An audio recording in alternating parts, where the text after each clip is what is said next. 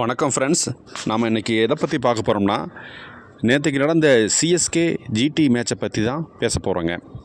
CSK and GT matches ரொம்ப poor பெர்ஃபார்மன்ஸை CSK வெளிப்படுத்தினாங்க.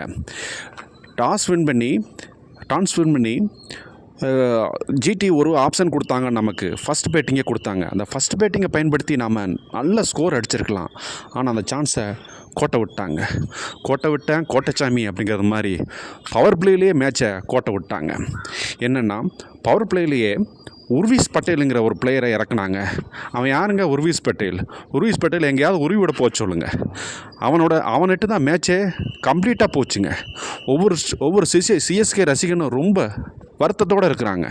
ஏன்னா உர்வீஸ் பட்டேல் ஆனோடனே மேட்ச் போச்சுங்க, அவுட் ஆனாங்க.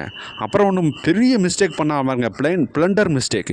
ஏன்னா யாராவது சர்பஸ்கான இறக்கி விடுவானுங்களா பாருங்கள்.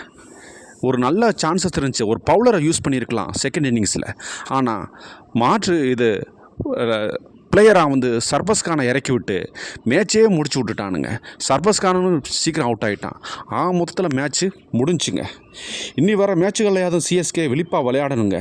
இனி ரிமைனிங் 6 மேட்சஸ் இருக்குங்க. 6 மேட்சஸில் அவங்க ஒரு 4 மேட்சஸ் கண்டிப்பாக வின் பண்ணாங்கன்னா பிளே ஆஃபுக்கு போவாங்கங்கிறது எதிர்பார்க்கப்படுகிறதுங்க.